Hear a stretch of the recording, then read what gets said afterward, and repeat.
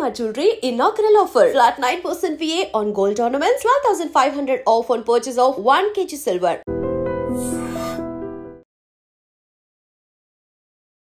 విజయనగరం జిల్లాలో ఉన్న బొబ్బిలి పేరు చెప్పగానే ముందుగా గుర్తుకు వచ్చేది బొబ్బిలి యుద్ధం, దాంతోపాటు తాండ్ర పాపారాయుడు తాండవం. సో చరిత్రలో ఎన్నో యుద్ధాలు జరిగాయి, కానీ బొబ్బిలి యుద్ధానికి ఉన్న ప్రత్యేకత వేరు కదా. అంతటి ఘన చరిత్ర ఉన్న బొబ్బిలి యుద్ధానికి అద్దం పట్టే భవనాన్ని చూసేద్దాం రండి. సో విజయనగరం జిల్లా నుండి 60 కిలోమీటర్ల దూరంలో ఉన్న బొబ్బిలి కోట వద్దకైతే వచ్చేసాం. అసలు అంటే మనం చాలా సినిమాల్లో చూస్తుంటాం, లేదంటే మన అంటే అమ్మా నాన్నలు తాతలు ముత్తాతలు చెప్పిన కథలు వింటుంటాం. అనగనగా ఒక రాజు, ఆ రాజు అడవికి వెళ్ళాడు, వేటకి వెళ్ళారు అని కథల్లో చాలా ఇమాజిన్ చేసుకుంటుంటాం. అసలు అడవికి ఎందుకు వెళ్తారు, అసలు ఏ కత్తులు పట్టుకొని వెళ్తారు, యుద్ధం అంటే ఎలా జరుగుతుంది? సో ఇలాంటి చాలా క్వశ్చన్స్ చాలా మందికి ఉంటాయి కదా. సో నేనైతే వాటన్నిటి కూడా ఆన్సర్ చూపేందుకు వచ్చేస్తాను, వచ్చేయండి మీరు కూడా.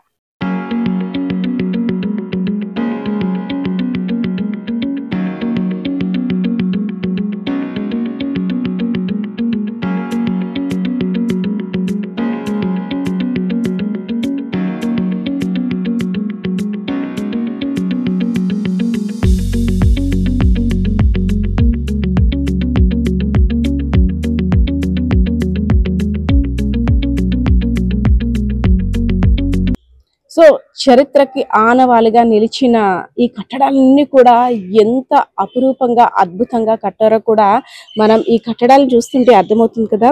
ప్రతి ఒక్కటి కూడా ఎంత స్ట్రాంగ్ గా ఉందో, పిల్లర్ కావచ్చు, ఈ భవనం కావచ్చు. సో ఒకప్పుడు రాజులు ప్రజలకి ఏదైనా సమస్య వస్తే ఇక్కడికి వచ్చిన తర్వాత ప్రజలు వారి సమస్యలను విన్నవించుకుంటే రాజుగారు తీర్పు ఇచ్చేవారు.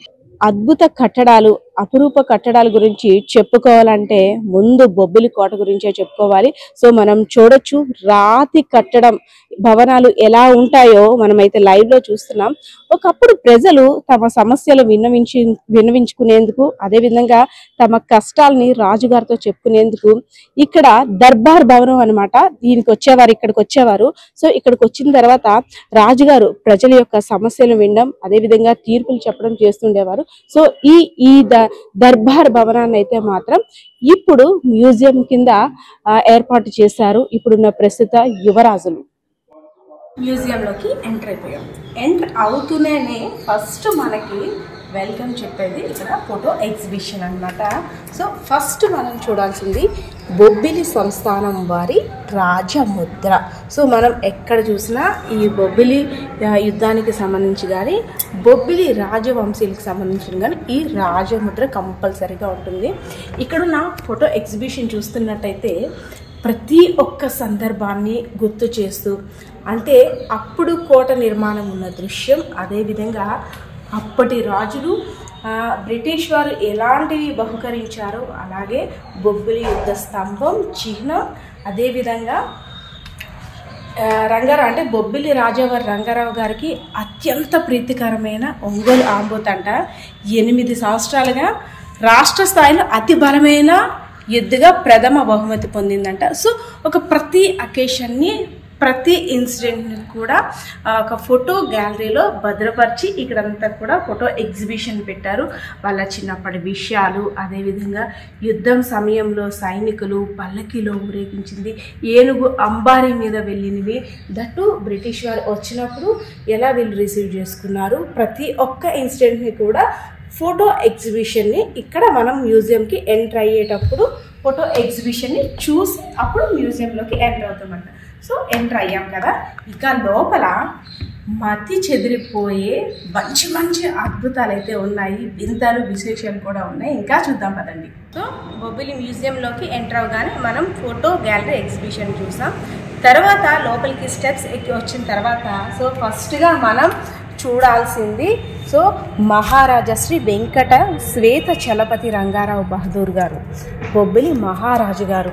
సో ఆయన స్టాచ్యూని ఎంత అందంగా ఇక్కడ అమర్చారో ఫస్ట్ ఇది చూసిన తర్వాత రాజులు వినియోగించిన అంబారీలు, పల్లకీలు, అలాగే రాజులు వేట చేసి తీసుకొచ్చిన పులి చర్మాలు, రాజులు వెయింగ్ మిషన్, అబ్బో ఒకటి కాదు చాలా ఉన్నాయి, చూద్దాం. సో ఇవన్నీ చూపించేందుకు మనకు కూడా ప్రతిదీ క్షుణ్ణంగా తెలిపేందుకైతే ఉన్నారు విశ్వేశ్వరరావు గారు ఉన్నారు. సో అసలు ఏ కాలం నాటివి, ఏ టైంలో ఎందుకు ఎలా వినియోగించారో కూడా చెప్తారు. సార్ నమస్తే అండి. నమస్తే సార్, బొబ్బిలి మ్యూజియం అనేసరికి అసలు ఎంతో ఘన చరిత్ర, ఆ చరిత్ర తెలుసుకోవడానికి కొన్ని రోజులు ఏళ్ళు కూడా పడతాయేమో. సో అలాంటి అద్భుత చరిత్రని మ్యూజియంలో భద్రపరిచి, అంటే మాలాంటి ప్రేక్షకులందరికీ కూడా బొబ్బిలి యుద్ధం యొక్క విశిష్టతని తెలియజేసేందుకు యువరాజులు ఇద్దరు కూడా, యువరాజులు ముగ్గురు కూడా, అంటే ప్రపంచానికి ఈ చరిత్ర తెలియని బొబ్బిలి యుద్ధం అంటే ఏంటి, అసలు బొబ్బిలి యుద్ధంలో వినియోగించిన కత్తులు, అదేవిధంగా సామాన్లు చాలా ఉన్నాయి. అంటే అవి రాజుల భాష మాకు తెలియ, అంటే ఆ వస్తువులు చూస్తే కానీ మాకైతే తెలియదు. సో మీరైతే రెడీగా ఉన్నారా చూపించడానికి? స్టాచ్యూ అంటే దేనికైనా ప్రత్యేకత ఉంటుంది. సో ఈ స్టాచ్యూ ఏంటి సార్? అంటే ఇప్పుడున్నటువంటి ఈ జనరేషన్లోని ఉన్నటువంటి రాజావారులో ఈ రాజావారు మొదటివారు. అంటే ఈ రాజావారు 10వ తరానికి సంబంధించినటువంటి రాజుగారు. మరి ఈ రాజావారి నుంచి మనకి ఈ మ్యూజియంలో ఫోటో కలెక్షన్స్ అనేది ఏర్పాటు జరిగింది. ఓకే, ఈయన తీసుకున్న డెసిషన్ అంటే ఈయన దగ్గర నుండి ఇవన్నీ కూడా ఈ ఆనవారన్నీ కూడా ఫోటో లభ్యం అవ్వడం అనేది జరిగింది. సో ఫస్ట్ అంటే ఈయన తీసుకున్న నిర్ణయం, ఈయన ఆలోచన వల్ల మనం ఇవన్నీ చూడగలుగుతున్నాం. సో రండి చూసేద్దాం. మ్యూజియంలోకి రాగానే ఫస్ట్ మనం ఫోటో ఎగ్జిబిషన్ అంటే గ్యాలరీ మొత్తాన్ని చూసేసాం. అదేవిధంగా ఇంకొంచెం స్టెప్స్ ఎక్కి ముందుకు వస్తే, సో ఇక్కడ ఉన్న మ్యూజియంలో పల్లకీలు, అదేవిధంగా డిఫరెంట్ టైప్, అంటే అప్పట్లో ఉన్న రాణులు ఎలాంటి అద్దాలను యూజ్ చేసేవారు, వాటికి ఉన్న చరిత్ర, ఇక్కడ ఉన్న ప్రతి వస్తువుకి ప్రతి మూలానికి కూడా ఒక్కొక్క చరిత్ర ఉంది. ఈవెన్ మీరు అక్కడ చూస్తున్న స్తంభాలతో సహా. సో ఈ విశ్వేశ్వరరావు గారు ఫస్ట్ రాగానే మాకు కనిపించింది ఏంటంటే రాజముద్ర, బొబ్బిలి వంశీయుల యొక్క రాజముద్రతోటి ఏనుగు అంబారి కనిపించింది. అసలు అంటే ఈ అంబారి ఇప్పుడు వినియోగించారు. అప్పట్లోని ఈ అంబారీని తయారు చేయడం అంటే ఈ వుడ్ కూడా స్పెషాలిటీ ఉంటుంది కదా. సో దీని గురించి డీటెయిల్స్ కావాలి సార్ మాకు. అంటే ఈ ఏనుగు అంబారీ అనేది వాళ్ళు ఏవైనా ఇంపార్టెన్స్ పండుగలు, ఒక దసరా ఫెస్టివల్ టైంలో కానీ, వాళ్ళకి పెళ్ళిళ్ళు గట్టా అయ్యేటప్పుడు ఆ టైంలో మట్టుగా ఈ ఏనుగు అంబారీ అనేది ఉపయోగించడం అనేది జరిగింది. ఓకే సార్, ఇందులో కూడా ఇది రాణిదా రాజుదా అలా ఉంటుంది కదా, అలా ఉంటుందా? ఏనుగు అంబారీ అంటే రాజావారిని పెట్టి ఊరేగించారు. రాజావారు నెక్స్ట్ మెయిన్ రాజుగారిని పెట్టి వీళ్ళు ఊరేగించారు. ఓకే, రాజుగారిని పెట్టి ఊరేగించిన అంబారీ మనకి అక్కడ డిస్ప్లేలో కూడా ఉంది. బొబ్బిలి రాజావారు విశేషంగా ఉపయోగించిన ఏనుగు అంబారీ. సో ఇందులో కూడా డిఫరెంట్ టైప్స్ ఉన్నాయి, అవి కూడా ఇక్కడ మ్యూజియంలో ఉన్నాయి, చూద్దాం. ఏనుగు అంబారీ అంటే ఇది బొబ్బిలి దేవేజర్ రాణి గారు ఉపయోగించిన పల్లకి అండి. సార్ ఈ పల్లకి అప్పుడు కూడా ఇదే, అంటే ఈ వెల్వెట్ క్లాత్, ఇది ఏం టేక్ అంటారు సార్? ఇది చాలా వెయిట్ కూడా ఎక్కువగా ఉంటుందేమో మేబీ. ఇది రంగూన్ టేక్ సంబంధించినటువంటి ఐటమ్.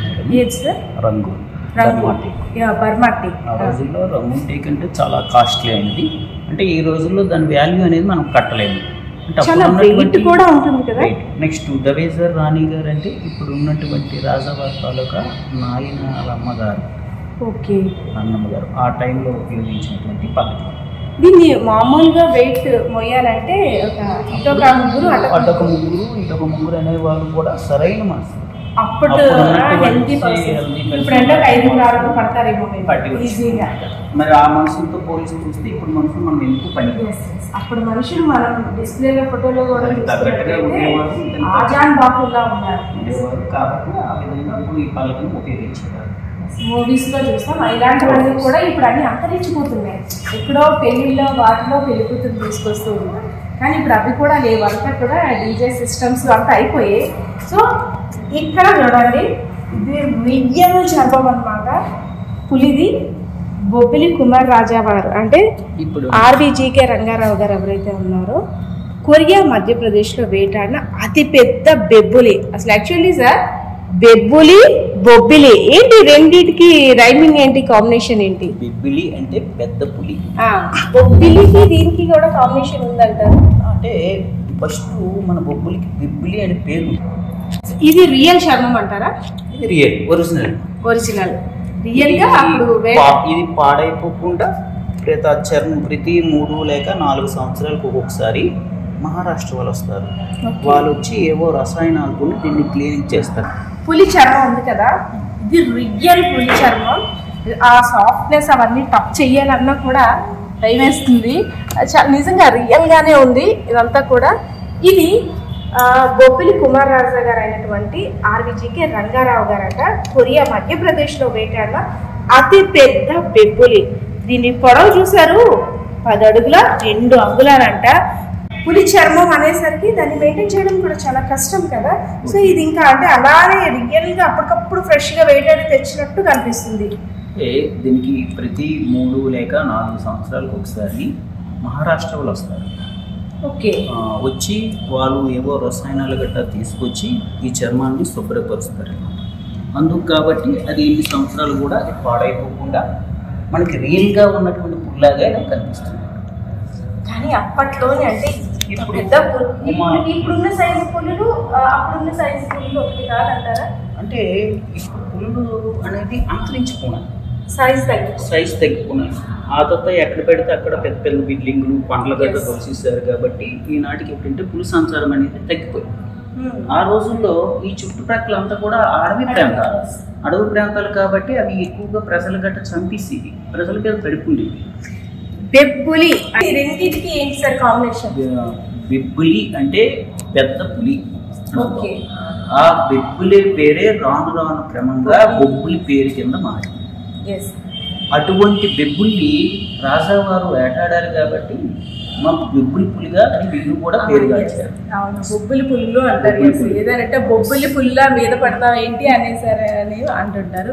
సో అది అయిన తర్వాత మనం చూసాము అంబారీ, చూసాము రాణిగారి పల్లకి చూసాము. దట్టు ఇక్కడ ఇంకో అంబారీ ఉంది. బొబ్బిలి మహారాజా వారు సాధారణ సమయంలో అంటే ఫెస్టివల్ సమయంలో ఒక అంబారీని వినియోగిస్తే నార్మల్ టైంలో ఒక అంబారీ వినియోగిస్తారు. మనం చూడొచ్చు ఆ డిస్ప్లేలో ఫోటోలో కూడా ఉంది. యువరాజులు కూర్చున్నది అంబారీలో కూర్చున్న ఫోటో. కానీ ఇవన్నీ గ్యాదర్ చేసి ఇక్కడ ఉంచడం అంటే సాధారణ విషయంలో కనిపిస్తుందా? వామ్మర్, అప్పట్లోని ఇలా ఉన్నాయంటే కళ్ళు చెదిరిపోతున్నాయి. ఇవన్నీ చూస్తుంటే నాకైతే మాత్రం కంపల్సరిగా ప్రతి ఒక్కరు కూడా మన చరిత్ర ఆనవాళ్ళు తెలుసుకోవాల్సిందే. ఇక్కడున్న ప్రతి ఒక్క అంటే పల్లకి కావచ్చు, పులి చర్మం కావచ్చు, ప్రతి దానికి కూడా ఒక్కొక్క విశిష్టత ఉంది. ఎన్నో ఏళ్ళ చరిత్ర ఉంది. అప్పట్లో ఇప్పుడంతా టెక్నాలజీ డెవలప్ అయిన తర్వాత కాకుండా అంతకుముందు వీటిని ఇలా తయారు చేస్తారంటే దీన్ని మాత్రం నిజంగా మనం హ్యాట్స్ ఆఫ్ చెప్పుకోవచ్చు. దాంతోపాటు ఇంకొక అద్భుతాన్ని నేను చూపిస్తాను. సో ఇంకొక అద్భుతం అని చెప్పాను కదా, ఇంగ్లాండ్ నుండి బొబ్బిలి రాజా వారు ప్రపంచ పర్యటనకు వెళ్ళినప్పుడు తెచ్చిన తూకం కుర్చీ. మనం ఇప్పుడు యూజ్ చేస్తున్నవి ఏంటంటే, ఓకే చూసారు కదా ఇక్కడ వెయిట్ స్టోన్స్ కూడా ఉన్నాయి. పర్యటనకి వెళ్ళి వచ్చిన తర్వాత వెయిట్ గెయిన్ అయ్యామా లాస్ అయ్యామా అని రాజావారు కూర్చున్న తర్వాత అక్కడ కూర్చున్న తర్వాత ఈ స్టోన్స్ని ఇక్కడ పెట్టి వెయిట్ చేసుకునేవారనమాట. సో విశ్వేశ్వరరావు గారు, ఏంటి ఈ కుర్చీ యొక్క ప్రత్యేకత ఏంటి? ఇప్పటి రోజుల్లో ఈ కుర్చీని ఇంట్లో పెట్టాలంటే వామో దీనికి ఒక ప్లేస్ కేటాయించాలి అనుకుంటా. కానీ అప్పట్లో కూడా మనిషి కూర్చుంటే వెయిట్ చెప్పే సాధనం ఉందంటే ఆశ్చర్యకరంగా ఉంది. మరి అప్పుడున్నటువంటి టెక్నాలజీ ప్రకారంగా అప్పుడు బ్రిటిష్ వారికి మనకి అనేది ఎక్కువ సత్సంగ సంబంధాలు ఉండేవి. ఆ బ్రిటిష్ వారి టైంలోనే మన రాజావారు అనేది ఉమ్మడి Madras trust chief minister and గవర్నర్గా పనిచేసేవారు. ఆ టైంలో వాళ్ళు ఇక్కడికి రావడం, మనము కూడా అక్కడికి వెళ్ళడము, వాళ్ళతో సంబంధాలు ఏర్పాటు చేసుకోవడం టైంలోన అటు నుండి వచ్చేటప్పుడు మన యొక్క వెయిట్ ఎంత ఉంది, మళ్ళీ ఇటు నుండి చూసుకునేటప్పుడు మన వెయిట్ ఎంత ఉంది అంటే మనం దానికి పెరిగామా తగ్గామా, లేకపోతే మన వెయిట్ని మళ్ళీ మనం వెయిట్ ఏ విధంగా చేసుకోవాలని తెలుసుకోవడానికి ఆ రోజుల్లో ఉపయోగించినటువంటి ఇది ఒక యంత్రం. సో మరి ఈ రోజుల్లో ఈ యంత్రం అనేది ఇలాంటి యంత్రాలు అనేవి దొరకవు, టెక్నాలజీ మారిపోయింది కాబట్టి. సో పల్లకీలు చూసాం, అదేవిధంగా పులి చర్మాన్ని చూసాం, వేయింగ్ మెషిన్ చూసాం మ్యూజియంలో ఏర్పాటు చేసిన. ఇప్పుడు ఒక అద్భుతమైన ఆయుధాన్ని చూపిస్తాను, ఒక్కసారి నొక్కేసేయండి. బొబ్బిలి యుద్ధం టైంలో తాండ్ర పాపారాయుడు వాడిన కత్తి అనమాట. అబ్బా ఇలా ఇలా ఇలా ఇలా సార్ అని తిప్పి ఉంటారు మనకు, అంటే ఇమాజినేషన్ అలా కనిపిస్తుంది. సదరు కత్తికి తుపాకీ గుండు తగిలిన గాయం అక్కడ మనకి రాసిపెట్టి కూడా ఉంది చూడండి. ఒక చిన్న మార్క్స్ లాగా ఉన్నాయి పైన, కటింగ్స్ లాగా. ఆ కత్తి వినియోగించేటప్పుడు అంట తుపాకీ గుండు తగిలి అది విరిగిన ముక్క, దాన్ని స్పెషాలిటీ కూడా అక్కడ మెన్షన్ చేస్తూ రాశారు. సో దీని గురించి అయితే మనం చాలా డీటెయిల్ తెలుసుకోవాలి. విశ్వేశ్వరరావు గారు ఏంటి అసలు అంటే ఇదే కత్తి వాడారా? అంత షార్ప్ ఉంటుందా అప్పట్లో? అంటే అది పట్టుకోవడానికి కూడా మనకి చేయి సహకరించదేమో. యాక్చువల్గా తాండ్ర పాపారాయుడు గారు ఉపయోగించినటువంటి కత్తి అనేది 40 kgs ఉండేదని చెప్తున్నాను. మరి ఆ 40 kgs ఉన్నటువంటి కత్తిని తాండ్ర పాపారాయుడు గారు ఒంటి చేతితో ఎదుర్కొని శత్రు సైన్యాన్ని చీల్చి చెండాడిస్తుంటే అతని యొక్క వీరత్వము, అతని యొక్క యుద్ధ నైపుణ్యం అనేది మనకు తేటతలం కనిపిస్తున్నది. కానీ అటువంటి ఆయుధాన్ని ఇప్పుడు ఉన్నటువంటి మన రాజులు అప్పటి నుంచి కూడా ఎంతవరకు ఈ మ్యూజియంలో భద్రపరిచినందుకు మనం ప్రత్యేకమైన అభినందనలు తెలుపుకోవచ్చు. అంటే ఆ కత్తిని చూస్తే తాండ్ర పాపారాయుడు యొక్క వీరత్వం ఎలాంటిది అనేది మనకి కళ్ళకు కట్టినట్లుగా మనకు కనిపిస్తున్నది. 40 kgs వెయిట్, అది కూడా ఒక చేత్తో అవలీలుగా ఇలా ఇలా ఇలా అంటూ, వామ్మో ఒక 10 kgs ఇలా పడగానే ఇలా అయిపోతాము. సో తాండ్ర పాపారాయుడు గారు వినియోగించిన కత్తి, దానికి తగిలిన గాయం కూడా మనం చూసాం. ఇంకా స్పెషల్గా చూసుకోవాలనుకుంటే సో మన ప్రతిబింబాన్ని చూపించే అద్దాల గురించి మ్యూజియంలో చెప్పుకోవాలి. ఇక్కడ దీనికి ఒక స్పెషాలిటీ ఉంది. ఈ అద్దాలకి చరిత్ర అయితే మాత్రం ఎన్నెల్లి చరిత్ర ఉందంటారు విశ్వేశ్వరరావు గారు? 121 years. బెల్జియం అద్దాలు అంటారు వీటిని. 121 years చరిత్ర ఉందంట. మన ఇంట్లో ఎన్ని అద్దాలు పగిలిపోయి ఉంటాయి, కానీ రాణి గారు స్పెషల్గా డిజైన్ చేసుకొని బెల్జియం నుండి తెప్పించారు. ఈ అద్దానికి కూడా ఒక ప్రత్యేకత ఉంటుంది. ఏంటంటారు సార్?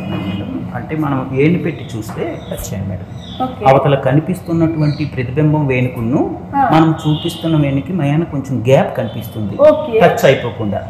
మరి నార్మల్ మిర్రర్లు తీసుకుంటే అలాగే వేణి పెట్టి చూస్తే ఆ 2 వేలు కూడా మనకి టచ్ అయిపోయినట్టుగా కనిపిస్తుంది.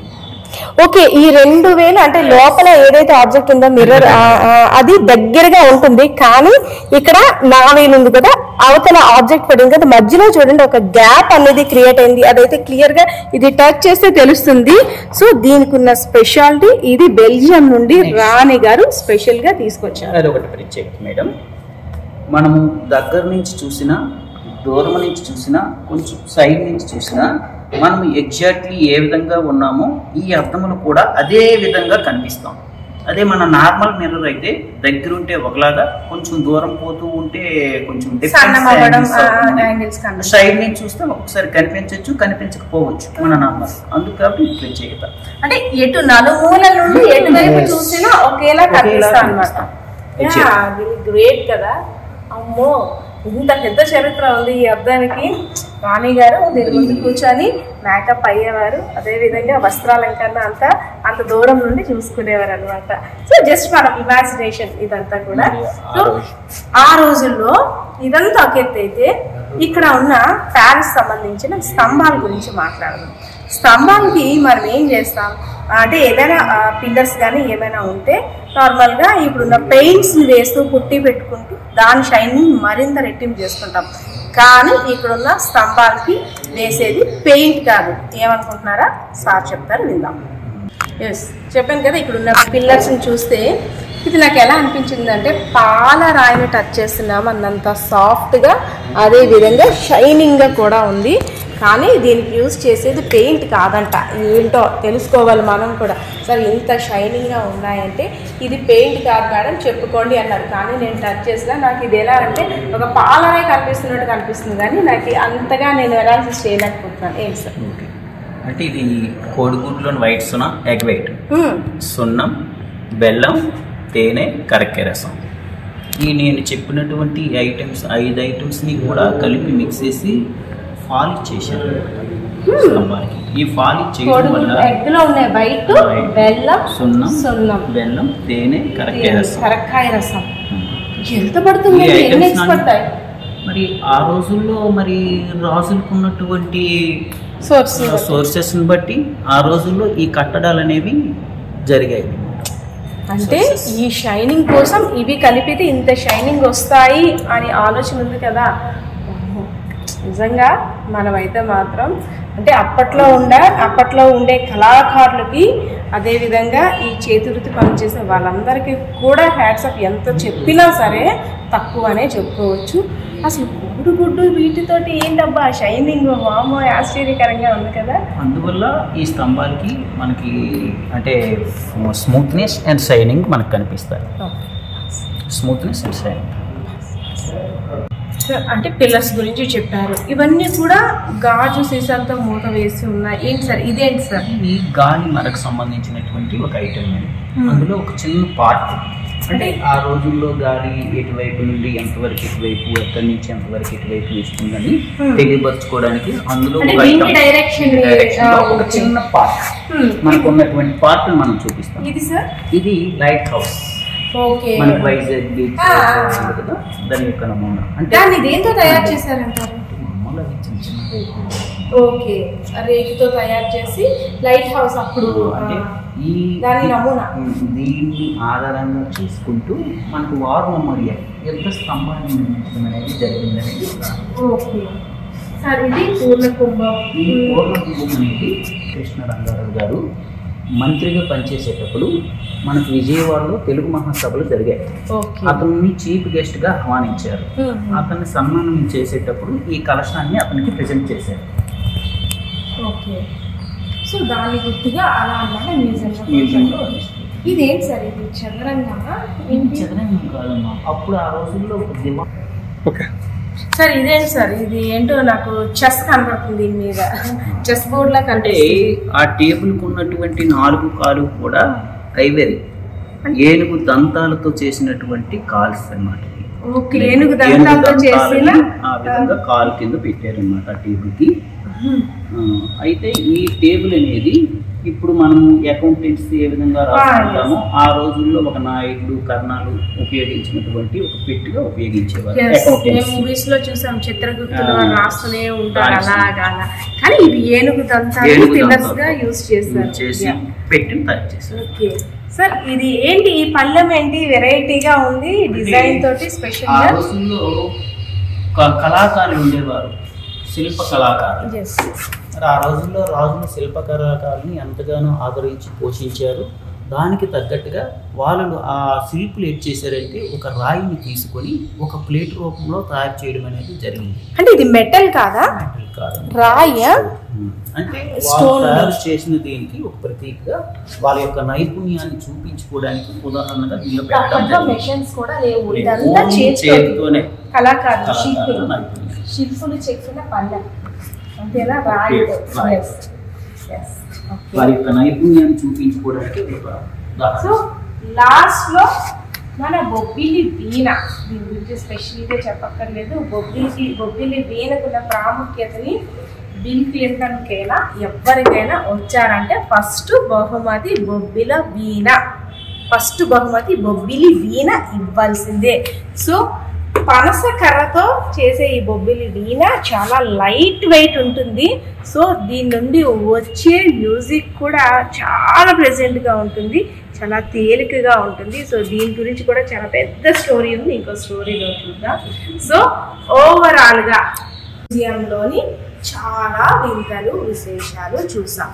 సో ఇక్కడున్న బొబ్బిలి కోటలోని అసలు వెయింగ్ మిషన్స్ అప్పట్లో ఎలా ఉండేవి, ఇక్కడున్న పిల్లర్స్కి ఎగ్ వైట్, అదేవిధంగా కరక్కాయ రసం, బెల్లం, తేనె ఇవన్నీ కలిపి కోటింగ్ చేయడం ఏంటి, అంబారీలు, అదేవిధంగా పల్లకీలు, పులి చర్మం. మీరైతే చూసి ఎంజాయ్ చేశారు కదా. సో మీకైతే వెంటనే వచ్చి ఈ బొబ్బిలి మ్యూజియంని సందర్శించాలన్నది కదా. సో మీరు కూడా వెంటనే వచ్చి ఇక్కడున్న వాటి చరిత్ర అంతా కూడా తెలుసుకోండి, మీ పిల్లలకు కూడా తెలియజేయండి.